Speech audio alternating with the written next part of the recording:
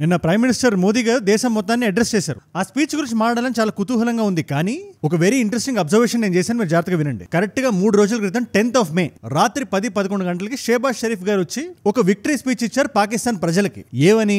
ఈ యుద్ధంలో పాకిస్తాన్ గెలిచేసింది, యుద్ధంలో మా వాళ్ళు కుమ్మేశారు, కాశ్మీర్ గురించి మేము మాట్లాడాలని, అమెరికా అని, సీజ్ ఫైర్ అని, ట్రంప్ అని రకరకాల మాటలు మాట్లాడారు. కానీ ఎవరైనా ఏదైనా మాట్లాడుతున్నప్పుడు never go by his words. ఆయన ఏం మాట్లాడుతున్నారో కాదు, ఆయన యాక్షన్స్ ఏంటో మీరు గమనించాలి. ముందుగా ఇట్స్ వెరీ క్లియర్. ఆయన ఎక్స్ప్రెషన్ చూసినా, ఆయన స్పీచ్ చూసినా ఇది సిగ్గుతో కూడిన భయం వల్ల వచ్చిన గౌరవం అనుకుంటారేమో గానీ యాక్చువల్ గా అది నిర్సిగ్గుతో కూడిన భయం వల్ల వచ్చిన నిర్లజ్జ. అసలు సినిమా ఏంటో నిన్న బయటకు వచ్చింది. అఫ్ కోర్స్ మోదీ గారి స్పీచ్ తో పాటు డొనాల్డ్ ట్రంప్ గారు కూడా బయటకు వచ్చి ఆయనది ఇది కాంటెక్స్ట్ కాదు, ఆయనకి సంబంధం లేదు కానీ మళ్ళీ మాట్లాడదామని ఫిక్స్ అయ్యారు.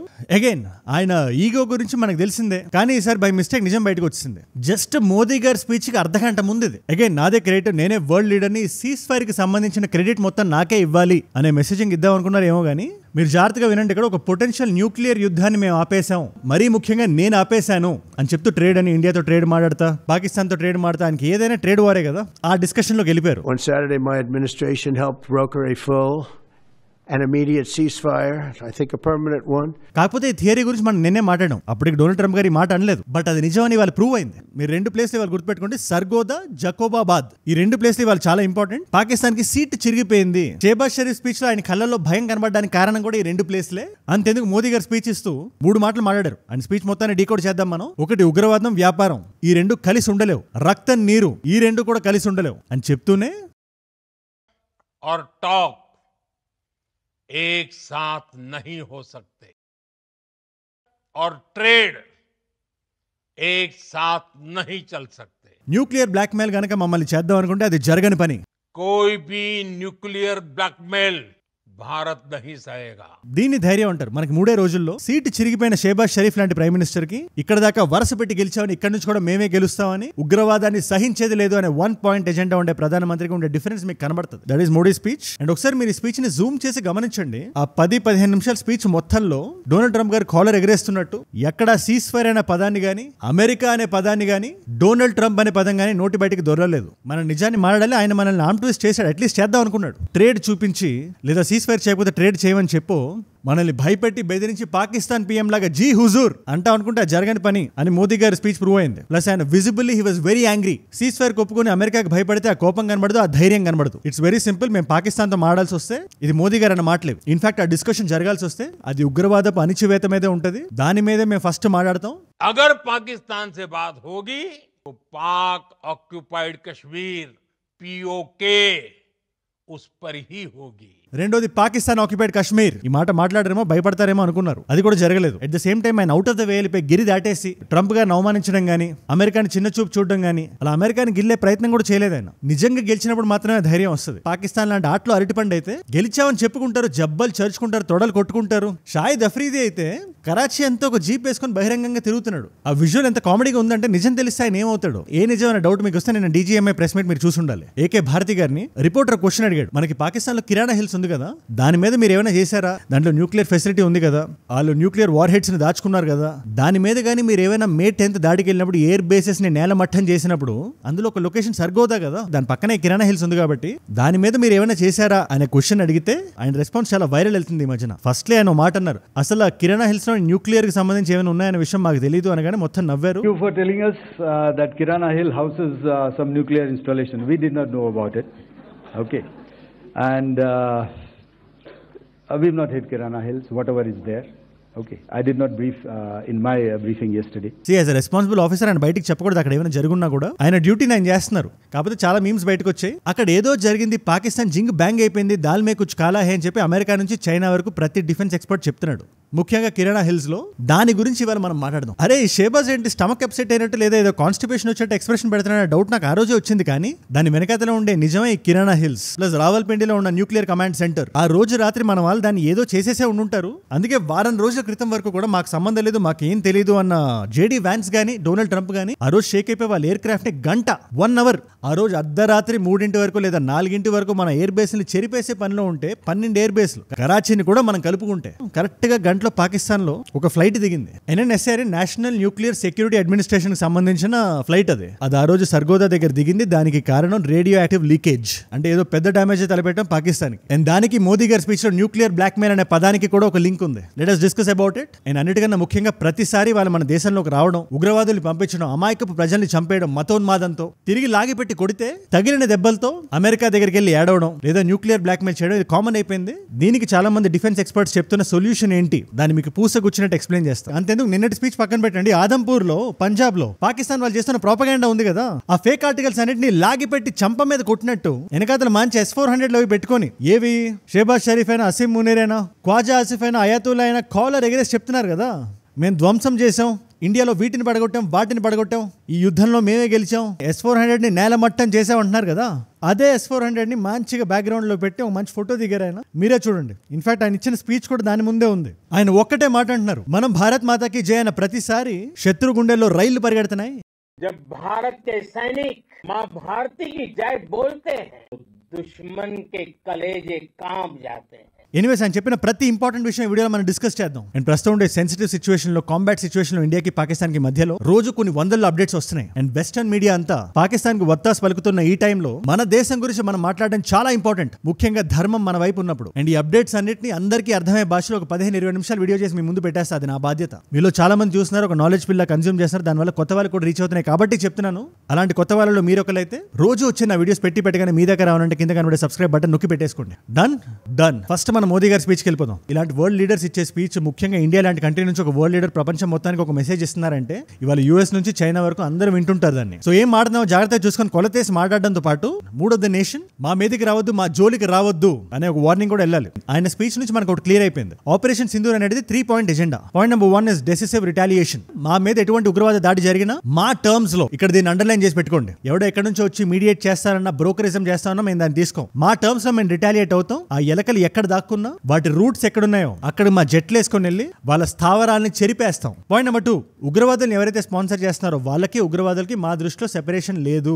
వీళ్ళిద్దరూ ఒక్కటే, వీళ్ళకి డబ్బులు వాళ్ళ నుంచే వస్తున్నాయి. ఈ కేసులో అది Pakistani government, Pakistani army, Pakistani ISI, మా దృష్టిలో వీళ్ళిద్దరిని సెపరేట్ గా చూడం. ఈ స్టేట్మెంట్ చాలా పవర్ఫుల్ అండ్ చాలా ఇంపార్టెంట్. డైరెక్ట్ గా ఇప్పుడు దాకా మనం వాళ్ళ గవర్నమెంట్ ని, మనందరికీ నిజం తెలిసినప్పటికీ ఇంత బహిరంగంగా బయటకు వచ్చి మాట్లాడలేదు, కలుపుకుందామనే చూసాం. వాళ్ళు మన మాట వింటారని ఆశించాం. ఆదంపూర్ ఎయిర్ బేస్ ఆయన డైరెక్ట్ గా అంటారు, మనం గీసిన లక్ష్మణ రేఖ ఇది, ఉగ్రవాదపు నీడ కూడా మన మీద పడకుండా ఉండడానికి. ఇంకొక్క ఉగ్రవాది దాడైనా ఇండియా ఒక సాలిడ్ రిప్లై ఇవ్వబోతుంది అని ఆపరేషన్ సింధూర్ గురించి చెప్తూ, now this the new normal అని 3 పాయింట్లు మనం ఏదైతే డిస్కస్ చేశామో ఆ 3 పాయింట్లు మళ్ళీ రీఇటరేట్ చేశారు ఇవాళ. వీటన్నిటితో పాటు నాకు బాగా నచ్చిన పాయింట్ ఇంకేంటో తెలుసా?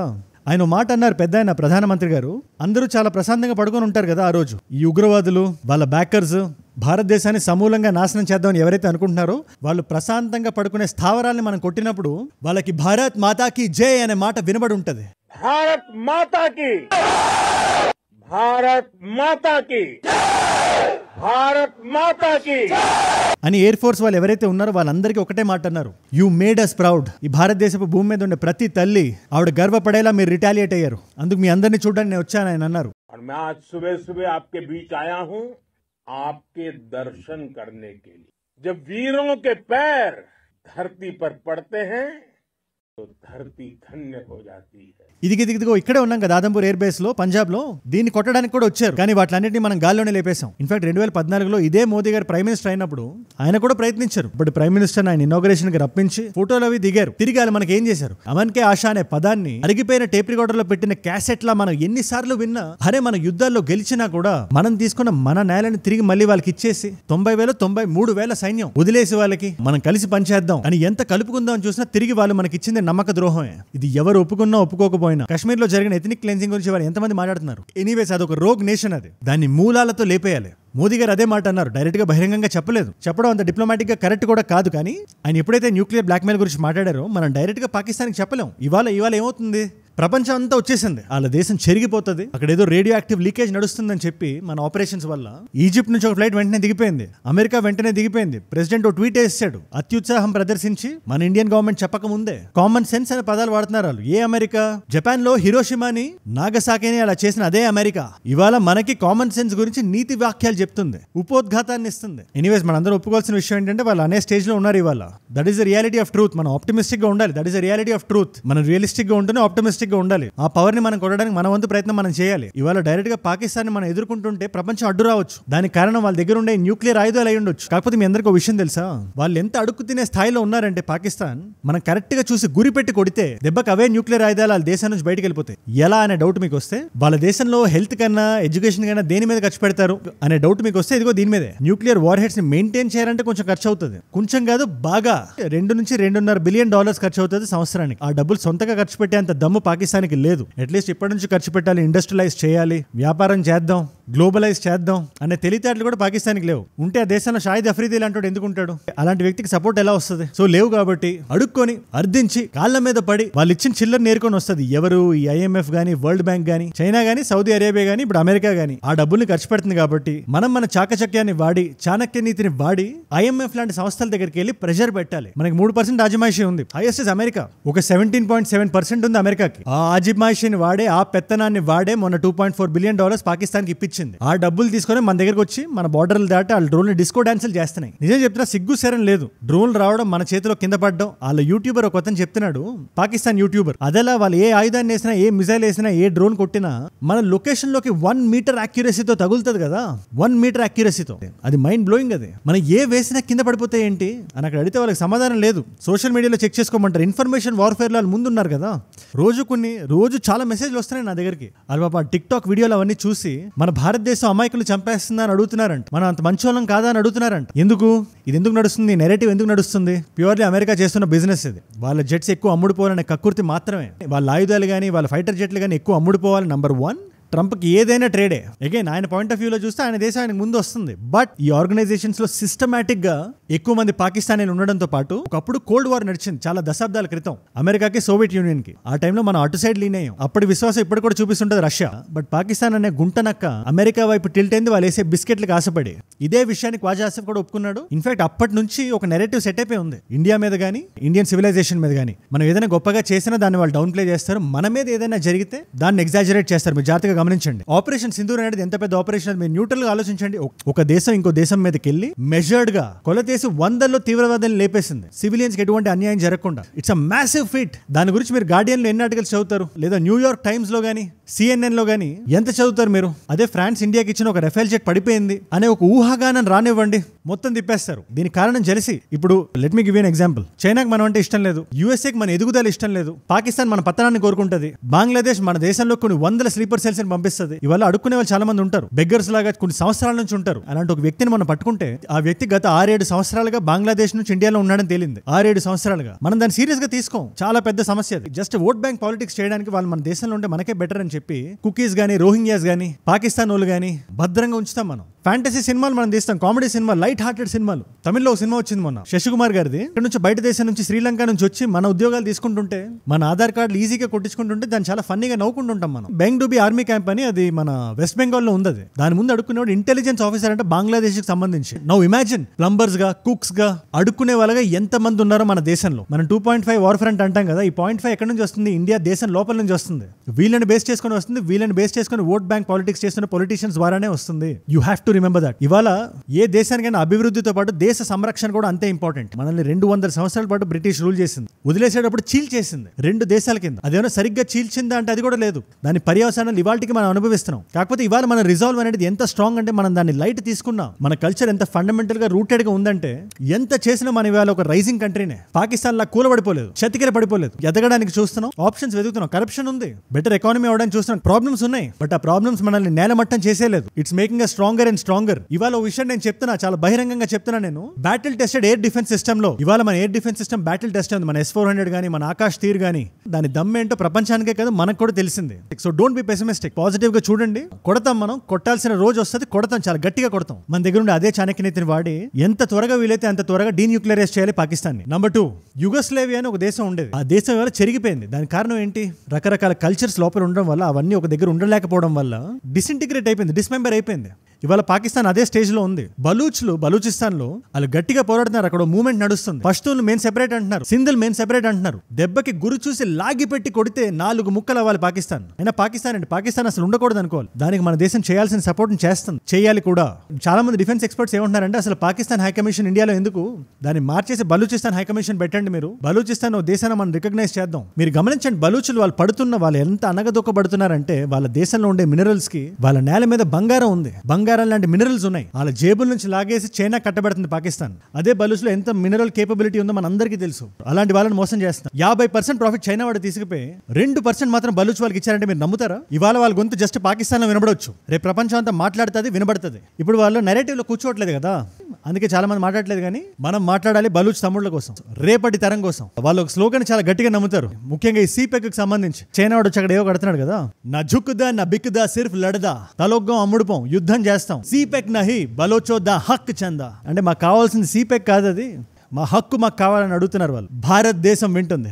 మనం గేమ్ ఆడాల్సిన పాయింట్ కూడా అదే. వీలైనంత త్వరగా ముక్కలు చేసేసి మన దేశంలో కలిపేసుకోవాలని చెప్పట్లేదు నేను. వాళ్ళ దేశానికి వింగ్స్ ఇద్దాం, మన అండర్లో పెట్టుకుందాం. బంగ్లాదేశ్ లో చేసిన తప్పు మనం బలూచిస్తాన్ లో చేయకూడదు. మన కర్మ ఫలితం Bangladesh. Let it be very clear. And మన ఇవాళ వీఆర్ వెరీ స్ట్రాంగ్. గట్టిగా మాడితే ఇజ్రాయెల్ పక్కన నిలబడి ఉన్నాం. ఇవాళ ఐరన్ డోమ్ ఎంత స్ట్రాంగ్ గా ఉందో మన ఎయిర్ డిఫెన్స్ సిస్టమ్ కూడా అంతే స్ట్రాంగ్ గా ఉంది. అట్లీస్ట్ బ్యాటిల్ టెస్ట్ అయిన తర్వాత యుద్ధం జరుగుతుందో లేదో, లేదా న్యూక్లియర్ బ్లాక్ మెయిల్ చేసి ఎన్ని డిస్కో డాన్స్లు ఆడినా కూడా అది ఏ రోజైనా వెనక్కి వచ్చే పాము అది పాకిస్తాన్ అనేది. దాన్ని కర్రతో కొట్టి చంపేయాలి. అండ్ ఇన్ఫర్మేషన్ వార్ఫేర్ లో కూడా మన వంతు ప్రయత్నం మనం చేయాలి. మీరు ఏ పేపర్ అయినా చదవండి, బట్ పేపర్ చదవద్దని చెప్పట్లేదు. ఎనీ ఐడియాలజీస్ ఓకే, బట్ మీరు ఇది తెలుసుకోండి. ఇవాళ ఏ న్యూస్ ఆర్టికల్ లో కూడా పాకిస్తాన్ కి మనం ఇన్ఫ్లిక్ట్ చేసిన డ్యామేజ్ ని వాళ్ళు ఎగ్జాజరేట్ చేసి రాయరు. ఆపరేషన్ సింధూర్ సక్సెస్ ని వాళ్ళు రాయరు. భారతదేశం ఇంత స్ట్రాంగ్ గా ఉంది, ఏ నా కొడుకు సింపుల్ గా వచ్చి ఏ డ్రోన్ ని వదిలేలేడు, ఏ మిజైల్ తో ఏ పాయింట్ ని కొట్టలేడు అని ఉన్నట్టు రాయరు వాళ్ళు. బట్ మనం మాట్లాడాలి, ఇది జరగాలి. చాలా దీనస్థాయిలో ఉంది పాకిస్తాన్, జస్ట్ బయటకు మాట్లాడలేదు అంతే. చెప్తున్నాను కదా, షేబాజ్ షరీఫ్ ఆ స్పీచ్ ఇచ్చినప్పుడు ఆయన వెనక సీటు చిరిగిపోయింది. ఆ విషయం మనకు కూడా తెలుసు. అందుకే మోదీ గారి స్పీచ్ అలా ఉంది, అంత స్ట్రాంగ్ గా ఉంది. ఆయన బయటకు అన్ని ఓపెన్ గా చెప్పకపోవచ్చు, కానీ చెప్పేది బలంగా చెప్తున్నారు కదా. దానికి కారణం ఏంటి? పాకిస్తాన్ ప్లగ్ పీకేసామని మనకి తెలుసని, పాకిస్తాన్కి తెలుసని మనకి తెలుసు. మీకు సింపుల్ గా చెప్తున్నాను కదా, 2 ఫ్లైట్స్ దిగినాయి అమెరికా నుంచి. ఒకటి అది ఓన్లీ ఇలాంటి న్యూక్లియర్ ఇలాంటి సంబంధించిన లీకులు జరిగినప్పుడే దిగుతాయి. చెప్తున్నాను కదా, ఎంత బలంగా గుద్దామంటే మనం అదేదో వాళ్ళు టెక్స్ట్ చేసి ఉంటారు అనుకున్నాను. కానీ నాకు కూడా షాకింగ్ విషయం ఏంటంటే most of the defence experts చెప్తున్నది కూడా, ఇన్ఫాక్ట్ శివ అరూర్ అని చెప్పి ఎన్డీటీవీకి పనిచేస్తాడు ఆయన. He is very active on X also. ఆయన రిపోర్ట్ చేసింది ఏంటంటే, ఎప్పుడైతే May 10th మనం దాడి చేసామో కొద్దిసేపట్లోనే మన ఇంటెలిజెన్స్ కు అలర్ట్ వచ్చింది. రావల్పిండిలో ఉండే న్యూక్లియర్ కమాండ్ సెంటర్ ఏదైతే ఉందో అది కొంచెం షేక్ అవుతుంది, కొంచెం భయంగా ఉంది, మా మీద చేస్తారేమో అని. అలా ఎందుకు జరుగుంటది? ఖచ్చితంగా కిరాణా హిల్స్ దగ్గర మనం ఎల్లుంటాం అని చెప్పి most of the people are speculating. లేకపోతే ఆ ఫ్లైట్లు అక్కడ దిగవు. ఇన్ఫాక్ట్ ఫ్లైట్ ఇన్ఫర్మేషన్ డెక్ మనం చెక్ చేసిన ఆ రోజు ఆ సమయానికి అమెరికాకి సంబంధించిన ఫ్లైట్ ఒకటి, ఈజిప్ట్ కి సంబంధించిన ఒక ఫ్లైట్ ఒకటి దిగిందని. ఈజిప్ట్ కి సంబంధించిన ఈ ఫ్లైట్ ఏదైతే ఉందో అది air force soldiers travel flight అనుకుంటుంది. అందులో బోరాన్ తెచ్చారని. బోరాన్ ఎప్పుడు తెస్తారు? ఇలాంటి లీకేజ్ జరుగుతున్నప్పుడే, దేశానికి దోల తీరినప్పుడే బోరాన్ వదులుతారు. కౌంటర్ యాక్టివ్ గా పనిచేస్తుందని. ఇన్ఫాక్ట్ అవి 7 టనల్స్ అవి. జీడి బక్షి గారు ఒకటే మాట అంటున్నారు. ఆయన ఎక్స్ ఆర్మీకి సంబంధించిన వ్యక్తి, ఆయన చాలా స్ట్రాంగ్ గా మాడతారండి. మనం అనుకొని చేసాం అనుకోకుండా చేసాం మనకు తెలియదు. కానీ ఆ రోజు సర్గోదా దగ్గర కానీ, జకోబాబాద్ దగ్గర ఉండే చగా హిల్స్ దగ్గర కానీ చాలా గట్టిగా మన పంజా పడింది. అందుకని భయపడింది పాకిస్తాన్. అందుకని వెంటనే సీజ్ ఫైర్ అనే అనౌన్స్మెంట్ వచ్చింది.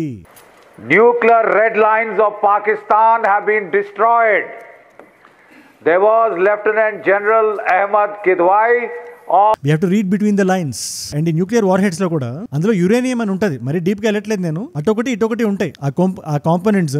అది ఒక చైన్ రియాక్షన్ కరెక్ట్ గా నడిచిన తర్వాతే, ఆ రెండు చాలా ఫోర్స్ఫుల్ గా కొట్టుకున్న తర్వాతే అది ఏదైతే డ్యామేజ్ జరగాలో అలా జరుగుద్ది. కాకపోతే అలా జరగకుండా ఎక్స్టర్నల్ గా బయట నుంచి ఒక మిసైల్ కొట్టింది కాబట్టి లీకేజ్ వరకు జరిగి ఆగింది. ఇన్ఫాక్ట్ దానికే 4.5 మాగ్నిట్యూడ్ ఎర్త్క్వేక్ రిపోర్ట్ అయింది కదా. అది యాదృచ్ఛికం కాదు అని చెప్పి most of the experts, including American defence experts, పెద్ద వాళ్ళు, ఈ బీచ్ కింగర్ 250 అనే ఫ్లైట్ ఏదైతే అమెరికన్ ఉందో అది దిగింది కదా, NNSA, దాన్ని బీచ్ కింగ్ అంటారు. అది డైరెక్ట్ గా ట్రాక్ చే టైంలో దిగిందని. సో దిగలేదు అని చెప్పడానికి ఎవరు లేరు కదా, దిగింది.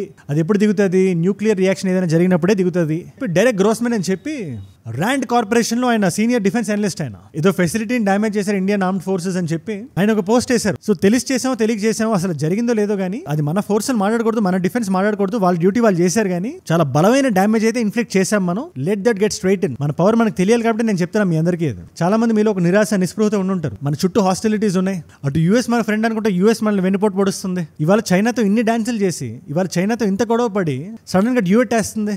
ఆ టారిఫ్ మొత్తాన్ని తగ్గించి 30% పెట్టింది. ఫైనల్ గా చైనా యూఎస్ఏ భాయ్ భాయ్ అన్నట్టున్నారు. మన పరిస్థితి ఏంటనే నిరాశ ఉంటే మీరు ఇజ్రాయెల్ ని తలుచుకోండి. కష్టాలే మనలో ఉండే స్ట్రెంగ్స్ ని పెంచుతాయి. బ్యాట్మెన్ సినిమాలో ఒక డైలాగ్ ఉంటుంది, what ever that doesn't kill you is just gonna make you stronger అని. అంటే మనల్ని ఏదైతే చంపదో ఖచ్చితంగా మనల్ని ఇంకా అది స్ట్రాంగ్ చేస్తుంది. ఇవాళ India is standing on the brink of it and we have 1.4 billion people. లోన్లీగా ఫీల్ అవడం ఏంటి? అందరం కలిసి ఉండాలి. నేను ఐడియాలజికల్ గా అనట్లేదు, సివిలైజేషనల్ గా నేషన్ ఫస్ట్ అనేలా ఉండాలి. అలా ఉంటాం కూడా. మీరేం కంగారు పడకండి. నేను అనట్లేదు, చాలా మంది అంటున్నారు. పాకిస్తాన్కి టైం దగ్గర పడింది. ఏ ముక్కకు ఆ ముక్క సెపరేట్ అయిపోయే రోజు దగ్గరలోనే ఉంది. అండ్ యోగి ఆదిత్యనాథ్ గారు చెప్పినట్టు మా ఆడవాళ్ళ దగ్గరికి, మా చెల్లెల దగ్గరికి వస్తే మిమ్మల్ని మట్టి కరిపిస్తాం, మీకు మిగిలేది దుమ్మే. ఇన్ఫాక్ట్ మీరే దుమ్ము అయిపోతారు. You will be reduce to dust. ఇవాళ మల్టిపుల్ చాయిస్ క్వశ్చన్, ప్రస్తుత బలూచిస్తాన్కి what is the capital? Option a is Gwadar, option b is Quetta, option c is Turbat, option d is Khuzdar. తెలిస్తే కింద రండి. తెలుసుకోవాలనుకుంటే మాత్రం Instagram is a way to go. నా profile Ajay from ఏజుడ్ అని ఉంటుంది. మీరు అజయ్ ఫ్రమ్ అని రాస్తుంటే మీకు వచ్చేస్తుంది. కింద పక్కన టిక్ మార్క్ ఉంటుంది, 1+ మిలియన్ ఫాలోవర్స్ ఉంటారు. వచ్చేసేయండి. అక్కడ ఇలాంటి వీడియోస్ ని రీల్స్ లా చూడాలన్నా, నా లైఫ్ లో నా చుట్టూ ఏం జరుగుతుందో తెలుసుకోవాలన్నా, ఇలాంటి వీడియో ఐడియా టాపిక్స్ ఏదైనా ఇద్దామన్నా, నాతో కనెక్టెడ్ గా ఉందామన్నా Instagram is a great place. Come. ఇలాంటి క్వశ్చన్స్ ఆన్సర్స్ అక్కడ స్టోరీస్ లో ఉంటుంది. అక్కడ లేకపోయినా కూడా ఏజుడ్ రీల్స్ అని 1 మోర్ టీమ్ నడిచే పేజ్ అక్కడైనా పెట్టేస్తాం. Definitely check it out. And ఈ పర్టికులర్ వీడియో మీరు చూసారా? మోదీ గారు చేసిన ఈ స్పీచ్ ముందు పాకిస్తాన్ చాలా విషయాలు చేసింది. ఇన్ఫాక్ట్ ఈ వీడియోస్ అన్ని మీకు అర్థం కావాలంటే ఖచ్చితంగా ఈ వీడియో మీరు చెక్అౌట్ చేయాలి. Check this video out. ఈ వీడియోలో ఒక చిన్న మైనర్ మిస్టేక్ ఉంది. నేను S-400 తో కన్ఫ్యూజ్ అయ్యి రఫేల్ జెట్స్ ని దేర్ ఫ్రమ్ రష్యా అని చెప్పాను. They're actually from France. చాలా మంది ఎగ్జామ్స్ ప్రిపేర్ అయ్యే వాళ్ళు కూడా ఈ వీడియోలు చూస్తున్నారు కాబట్టి it's my responsibility to tell. And most of you daily చూస్తున్నారు కాబట్టి, అండ్ అందుకని మీరు మొత్తం వీడియో చూడండి, డైలీ చూడండి. ఏదైనా మిస్టేక్స్, చిన్న మిస్టేక్స్ ఉన్నా క్లియర్ చేసేస్తాను నేను. ఆ వీడియో ఇక్కడ ఉంది, ఆ ఐ కార్డ్ ఇక్కడ ఉంది. అండ్ ఒకవేళ ఇక్కడ ఐ కార్డ్ లేకపోయినా కూడా జస్ట్ ఒక్క వీడియో ముందు ఉంటుంది అంతే. Check it out. అండ్ మీరు ఇక్కడ దాకా నా వీడియోలో వచ్చారంటే నా వీడియోస్ మిమ్మల్ని ఆకట్టుకుంటున్నాయి అండ్ ఒక వాల్యూ పొందుతున్నారు. Thank you so much for that. మీరు ఇస్తున్న ఈ వాచ్ టైం, మీ రిటెన్షన్ ఏదైతే ఉందో నాకు కొండంత బలాన్ని ఇస్తుంది, ధైర్యాన్ని ఇస్తుంది. మనం మాట్లాడాలి, ప్రో ఇండియా స్టాండ్స్ తీసుకోవాలి, ఇది మన సివిలైజేషన్ కి సంబంధించిన విషయం అనే దిశగా నన్ను నడిపించడానికి కారణం మీరే నా ప్రేరణ. You are my inspiration. మీ వల్ల ఇన్ఫాక్ట్ చాలా మంది కొత్త వాళ్ళకి రీచ్ అవుతుంది ఈ వీడియోస్. మీరు ఇంతసేపు చూస్తున్నారు కదా, ఒక నాలెడ్జ్ పిల్ లాగా. అలా రీచ్ అయిన కొత్త వాళ్ళు ఎవరైనా ఉంటే వాళ్ళ కోసం చెప్తున్నాను. నా వీడియోస్ డైలీ వస్తాయి అండ్ అందరికీ అర్థమయ్యే విధంగా ఉంటాయి, ప్రో ఇండియా ఉంటాయి. అలాంటి వీడియోస్ పెట్టగానే మీ దగ్గర రావాలంటే కింద కనుక సబ్స్క్రైబ్ బటన్ నొక్కి పెట్టేసుకోండి. సబ్స్క్రైబ్ చేశారుగా? డన్. నేను మిమ్మల్ని అందరినీ రేపు కలుస్తా. మనందరం కలిసి పెరగాలి, కలిసి ఎదగాలి. Let us all grow together. Let us all rise together. Rise above soft diplomacy. Rise above arrogance. Rise above hate. ఏజుడ్ అంటే మనం. జై హింద్, జై భారత్, జై ఆంజనేయ, ఓం నమః శివాయ.